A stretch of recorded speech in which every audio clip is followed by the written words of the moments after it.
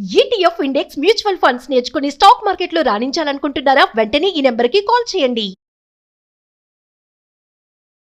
Hi hello నమస్తే, welcome back to Suman TV. ప్రస్తుతం మనతో పాటు ఉన్నారు 100x వాసు గారు, modern mind motivator, modern mind manifestation coach. మరి వాసు గారితో మాట్లాడదామా? నమస్తే వాసు గారు. నమస్తే నవీన్ గారు. వాసు గారు, ఇప్పుడు కర్మ సిద్ధాంతం అంటారు, ఇంకొకటి సంకల్ప సిద్ధి అంటారు. కొంతమంది ఏంటంటే చాలా కష్టపడినా వాళ్ళకి సరిగ్గా బెనిఫిట్స్ అనేవి రావు, ఫినాన్షియల్గా కూడా చాలా లోగా ఉంటారు, బలంగా ఉండలేరు. అంటే నా కర్మ ఇంతేరా, నేను ఇందులో సక్సెస్ అవ్వలేకపోతున్నాను అనే ఒక ఫీలింగ్ బాగా ఉంటుంది.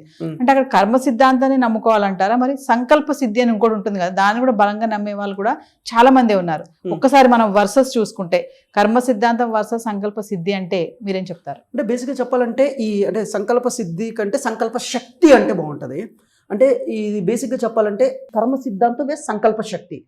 చాలామంది ఏం చేస్తారంటే కొంతమంది నా జీవితం ఇంతే, నా తలరా తింతే, నాకేమొచ్చి ఫ్లైట్ ఎక్కితే పడదు, లేదంటే నేను 10th క్లాస్ కూడా పాస్ అవ్వలేను, నా జీవితం ఇంతే, లేదంటే నాకు ఎప్పుడు చలికాలం వస్తే ఇది వస్తూ ఉంటుంది, నాకు ఎప్పుడు ఇలాంటి హస్బెండే దొరుకుతాడు, నాకు ఎప్పుడు ఇలాంటి నేను ఏది పట్టుకుంటే అదే మట్టి అయిపోతుంటుంది, కొంతమందికి అయితే ఏది పట్టుకుంటే అదే బంగారం అయిపోతుంటుంది, నా జీవితంలో దేవుడు నాకు అందరు తలరాత రాశాడు కానీ నా తలరాత రాయడు మర్చిపోయాడు, నా కర్మ ఇంత అని ఏడుస్తూ ఉంటారు. నిజంగా భగవంతుడికి పక్షవాతం ఏమీ లేదండి. భగవంతుడి దృష్టిలో అందరూ ఒక్కటే. అయితే ఇక్కడ కర్మ సిద్ధాంతంలో 3 రకాలు ఉంటాయండి. ఒకటి సంచిత కర్మలు, అంటే గత జన్మలో నువ్వు ఏదైతే చేసుకొచ్చావో అవి సంచిలో వేసుకొని తీసుకొస్తావు, దాన్ని సంచిత కర్మలు అంటారు. అదే ప్రారంధాలుగా మారితే దీన్ని ప్రారంధ కర్మలు అని కూడా అంటారు. అంటే ప్రారంధంతో పుడతావు అనమాట. అవి సంచిలో వేసుకొచ్చి అవి ప్రారంధ కర్మలుగా మారుతాయి. ఒకటి సంచిత కర్మలు, గతంలో ఏదైతే తీసుకొచ్చో అవి తీసుకొస్తావు, అవి ప్రారంధ కర్మలుగా మారితే. 3 ఆగామి కర్మలు, అంటే నీ జీవితం నీ చేతుల్లో ఉన్నదనమాట. నువ్వు ఏదైతే చెయ్యాలో, అంటే ఇప్పుడు ఎగ్జాంపుల్ అండి, ఇప్పుడు 2 పొట్టేళ్ళు ఉన్నాయి, 2 పొట్టేళ్ళు ఢీ కొడుతున్నాయి. మనం చూస్తుంటాం దసరాకి అన్నిటికీ ఫెస్టివల్స్కి చేస్తుంటారు. అందులో ఏ పొట్టేలు ఎక్కువ గెలుస్తుంది? యూనివర్సల్ ఆన్సర్ ఇది. చెప్పండి, ఏ పొట్టేలు ఎక్కువ గెలుస్తుంది అంటే దేనికి ఎక్కువ బలం ఉంటే అది గెలుస్తుంది. అలాగే నీకు గత జన్మలో ఏదో పాపం ఏదో చేసావు, అందరూ అంటుంటారు గత జన్మలో చేస్తే నాకు గుర్తులేదు కదా, నేను ఈ జన్మలో ఎందుకు అనుభవించాలి, ఈ జన్మలో చేసేది నాకు ఇవ్వు, నాకు తెలుస్తుంది కదా. అయితే ఈ జన్మలో నీకు ఛాన్స్ ఉంది. దీన్నే పురుష ప్రయత్నం అంటారు. ఏమంటారండి? పురుష ప్రయత్నం. అంటే నీ కర్మను నువ్వే మార్చుకోవచ్చు అనమాట.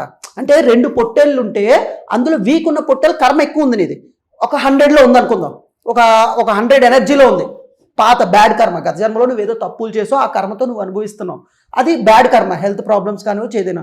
ఇప్పుడు నీ చేతిలో ఉందిగా, దానికి ఆపోజిట్ ఏంటి?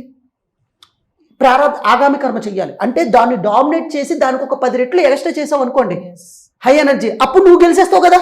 ఈ ఎనర్జీ తక్కువ ఉంటుంది, ఈ ఎనర్జీ ఎక్కువ ఉంటుంది. ఇక్కడ టెక్నిక్ ఉందండి, highest energy always wins. Highest energy always. Universe ఏం తీసుకుంటుందంటే నీకు ఎనర్జీ లెవెల్స్ ఏది ఎక్కువ ఉంది అంటే పాజిటివ్ ఎనర్జీ ఉందా, నెగిటివ్ ఎనర్జీ ఉందా, అదిగా పాజిటివ్ కర్మ ఉందా, నెగిటివ్ కర్మ ఉందా. ఇప్పుడు నెగిటివ్ కర్మ ఎక్కువైనప్పుడు నువ్వేం చేయాలి? ఈ కర్మను తగ్గించుకోవాలంటే ఆగామి కర్మలు ఎక్కువ చేయాలి. ఈ పొట్టేలు బలం తగ్గించాలి, ఈ పొట్టేలు బలం పెంచాలి. ఈ కర్మను తగ్గించాలంటే ఏంటి? జ్ఞానగ్ని దగ్ధ కర్మ అన్నారు. అంటే జ్ఞానాన్ని పెంచుకుంటే కర్మ అనేది తగ్గిపోద్ది.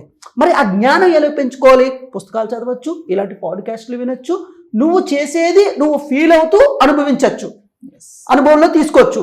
సో ఆ జ్ఞానాగ్ని దగ్ధ కర్మ, జ్ఞానం ఎప్పుడైతే అయితే మెడిటేషన్ కూడా చేయొచ్చు. అయితే ఇలాంటి యూనివర్స్ మెడిటేషన్ ఏదైనా చేస్తే జ్ఞానం రావడం వల్ల ఏంటి? నీ మనసు అలజడి తగ్గుతుంది, పాజిటివ్ ఎనర్జీ పెరుగుతుంది.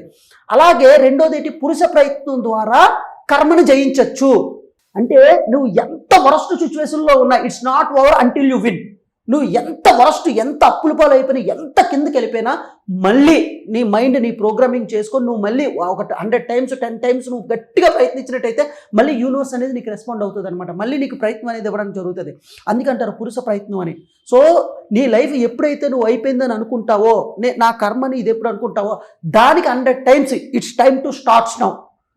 అప్పుడు నువ్వు బౌన్స్ బ్యాక్ అవ్వాలి. బౌన్స్ బ్యాక్ అవ్వాలంటే ఏంటి? నువ్వు ఏదైతే అంటే ఇక్కడ ఏం లేదండి, నీలో కొన్ని తీసేయాలన్నమాట. ఇప్పుడు మెడిటేషన్ చేస్తే ఏమొస్తుంది అని కాదు, ముందు ఉన్నవి పోతాయి. ఉన్నవి అంటే ఏంటి? నీలో ఉన్న చెత్త పోతుంది, అంటే నీ డీకల్టర్ అవుతుంది అనమాట. అంటే ఒక ప్యూర్ అయిపోతావు నువ్వు. ప్యూర్ అవడం వల్ల ఇప్పుడు ఫర్ ఎగ్జాంపుల్ ఒక విగ్రహం తీసుకోండి, ఒక రాయిని తీసుకొని చెక్కుతారు కదా, చెక్కితే అది విగ్రహంగా మారుతుంది. అలాగే మెడిటేషన్ చేయడం వల్ల జ్ఞానాగ్ని దగ్ధ కర్మ, నీలో జ్ఞానం పెరిగి నీలో మురికి ఎక్కడుందో తెలుస్తుంది. అప్పుడు నువ్వు అది కడుక్కొని కొత్త డెసిషన్ తీసుకోగలవు. జ్ఞానం పెరిగితే ఏమవుతుంది, ఎక్కడ ఏది చెయ్యాలి ఎక్కడ ఏది చేయకూడదు అనేది తెలుస్తుంది కదా. Yes. అప్పుడు మంచి కర్మలు చేస్తావు కదా. కర్మ అంటే ఏంటి, ఇక్కడ యాక్షన్. దీన్నే బటర్ఫ్లై ఎఫెక్ట్ థియరీ అంటారు, దీన్నే డొమైనస్ ఎఫెక్ట్ థియరీ అంటారు, దీన్నే కాంపౌండ్ ఎఫెక్ట్ థియరీ అంటారు, దీన్నే కైజన్ అంటారు, దీన్నే డొమైనస్ ఎఫెక్ట్ అని కూడా అంటారు. అంటే ఇక్కడ ఎఫెక్ట్ రావాలంటే ఇక్కడ కాజు జరగాలి, ఇక్కడ కాజు ఉంటేనే ఇక్కడ ఎఫెక్ట్ ఉంటుంది. కానీ ఇక్కడ చెత్త కర్మ ఉంది, ఈ చెత్త కర్మని మంచి కర్మగా చెయ్యాలి. ఇప్పుడు నీలో ఉన్న కర్మలన్నీ నాశనం అవ్వాలంటే నువ్వు సేవా కార్యక్రమాలు ఎక్కువ చేస్తూ ఉండాలి. అందుకే అంటుంటారు మనకి 10% అంటే గుడుల్లో ఇవ్వాలి, లేదంటే నువ్వు ఏ ప్రాబ్లంతో ఫీల్ అవుతుంటావో ఆ ప్రాబ్లం ఉన్న వాళ్ళకి నువ్వు ఎక్కువ హెల్ప్ చేయాలి. అరే నా దగ్గరే డబ్బు లేదు కదా అని అంటారు, నీ దగ్గర 100 రూపాయలు ఉంటే 10 రూపాయలు హెల్ప్ చేయి. అట్లీస్ట్ మీ ఇంట్లో బట్టలు ఉంటాయి కదా, నువ్వు వాడలేని వస్తువులు ఉంటాయిగా. ఇప్పుడు చాలా మంది అప్పుల్లో ఉంటారు, కానీ నీ ఇంట్లో బట్టలు ఉన్నా అదేంటి పాత బట్టలు ఇవ్వచ్చు అంటే ఇవ్వచ్చు, అది నీకు ఉపయోగపడలేదు, వేరే వాడికి ఉపయోగపడుతుందిగా. అది కూడా లేని వాళ్ళు ఉన్నారుగా, నువ్వు ఎలాగో నువ్వు వాడట్లేదు, అలాగే నీ ఇంట్లో పాడైపోయిన వస్తువులు ఉంటాయిగా, నువ్వు ఎప్పుడో వాడలేని ఉంటాయిగా, అవన్నీ ఇవ్వచ్చుగా. ఇది కూడా ఒక సేవ అనమాట. ఇప్పుడు మాలాంటి మోడర్న్ మైండ్ మోటివేటర్స్ ఏంటి, నీ దగ్గర ఏది ఉంటుంది, నా దగ్గర నాలెడ్జ్ ఉంది ప్రజెంట్, నా దగ్గర డబ్బు ఉంటే నేను కూడా 10% ఇస్తూ ఉంటాను. నా దగ్గర ప్రజెంట్ నాలెడ్జ్ ఉంది కాబట్టి పబ్లిక్ ఉపయోగపడాలని ఇప్పుడు నాలెడ్జ్ ఇస్తున్నాను. నీ దగ్గర మిగిలిపోయిన పుస్తకాలు ఇవ్వచ్చు, నువ్వు కూడా మంచి మంచి కొటేషన్స్ నీ ఫ్యామిలీకి అందరికీ చెప్పచ్చు. నీ వల్ల లోక కళ్యాణం, నీ వల్ల సొసైటీకి హెల్ప్, నీ వల్ల సొసైటీకి యాడ్ ఆన్ జరుగుతుందంటే నీ కర్మ, బ్యాడ్ కర్మ అనేది తగ్గిపోద్ది, పుణ్యం పెరిగిపోద్ది అనమాట. అలాగే నువ్వు ఏదైతే పని చేస్తున్నావో అది మైండ్ఫుల్ స్టేట్లో చేయాలన్నమాట.